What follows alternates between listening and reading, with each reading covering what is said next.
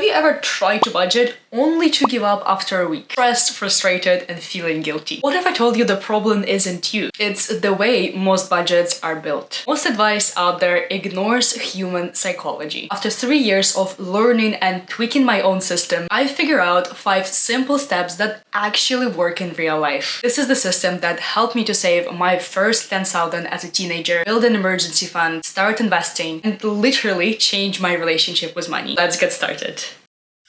Before you touch a spreadsheet, let's imagine your ideal life. Grab a pen and paper and answer those 3 questions. What are the 3 things that you value in life the most? If money wasn't a barrier, what would your ideal day look like? What do you want from money? Pause this video and write them down. Also, share your answers in the comments. I genuinely read and reply to every single one of them. And I really appreciate the opportunity to get to know you better, guys. Values shape the goals, and the goals shape your daily actions. Start big with a clear why, and then funnel it down. Without this, every single budget fails eventually.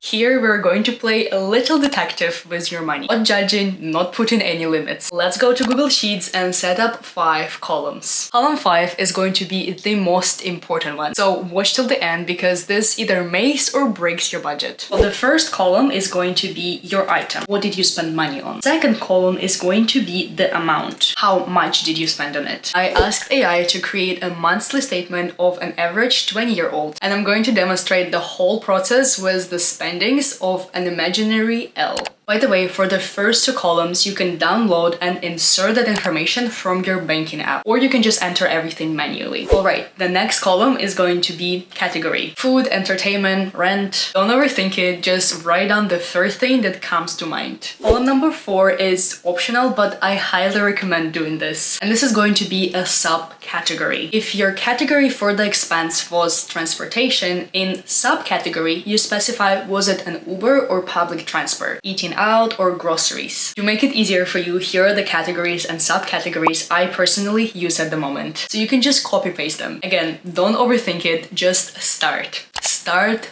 messy. With time, you will figure out what works best for you. Moving to the most important column. Almost nobody talks about tracking this side of your spending, but it's a complete game changer for your perception of money. Right now, we only see dry numbers, and they only tell half the story. This is the biggest misconception in finance. Money is a highly emotional topic. Therefore, we're going to name our last column importance. Label every single expense as essential, nice to have, had to have, or regret. I highly encourage you to try those 4 emotional labels because first, they are reflective of your life. Second, due to their phrasing, they trigger an emotional response in your brain. And the stronger you feel about something, the harder you work for it. If you feel comfortable, I also highly encourage to track your income and your savings. Sources of your income and how much you earn. For savings, any savings or investment accounts you have and how much money you transfer to those accounts monthly. You can also track your savings by the goal, retirement, traveling, emergency fund. Just by doing this and tracking, you'll become 10 times more aware of the money flow in your life.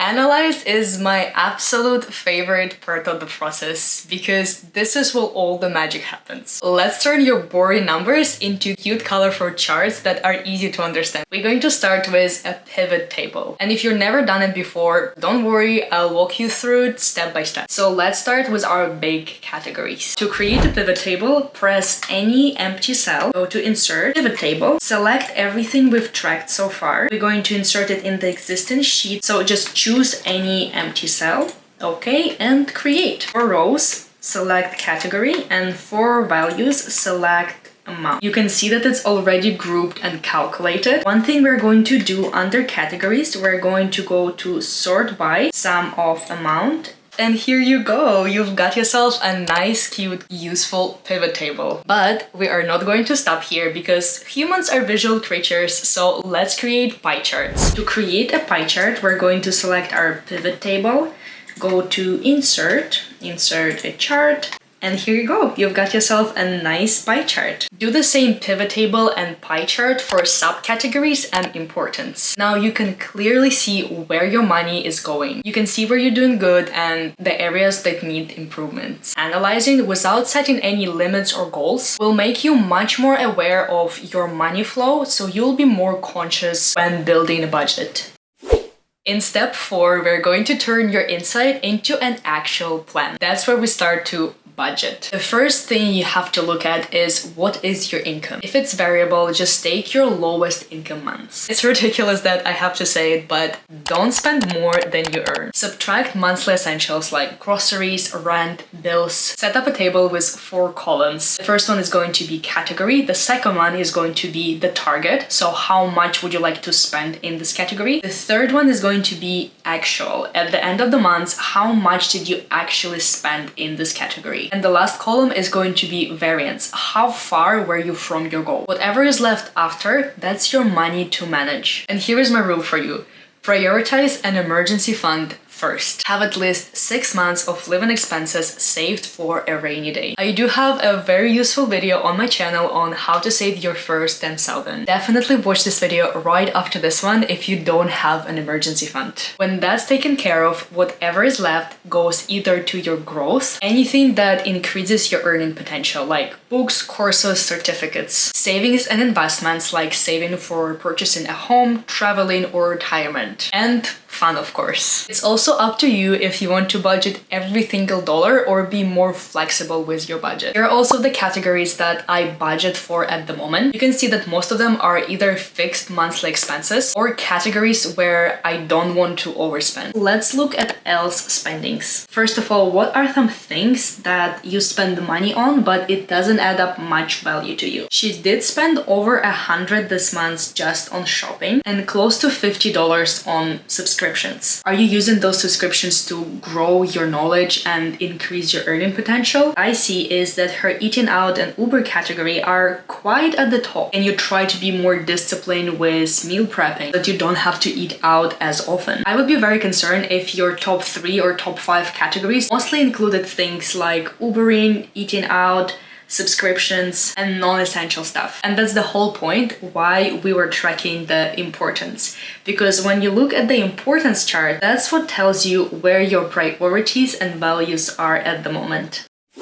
Money loves consistency. Having and reviewing a budget helps you make better decisions in everyday life. And that's going to bring you closer to your big financial goals and values. At the end of each month, weekly, bi-weekly, whatever works for you, sit down and fill this tracker. Analyze your charts, your wins, and what needs to be improved. Did you overspend in one category and underspend in another one? What's the plan for the next month? I also want to remind you that your income, your lifestyle, your goals and values will change as you grow. So update your budget accordingly. Adjustment and changes are a sign of growth, not a failure. And this is my 5-step system for creating your first budget that actually fits in your life. To recap everything that we've spoke about today, let's just quickly summarize those 5 steps. The first step is visualize your financial goals and values. Next is track spending habits and behaviors. Step 3 is analyze. Turn data into insights. Plan. Use your insights to get closer to your goals. And the last step is execute. Show up and do the work. And here you are, budgeting. This system is your first step towards financial freedom. Your second step, as I mentioned before, is your emergency fund. Have 6 to 12 months of living expenses saved before pursuing any other financial goals. If you want to build your emergency fund quickly and efficiently,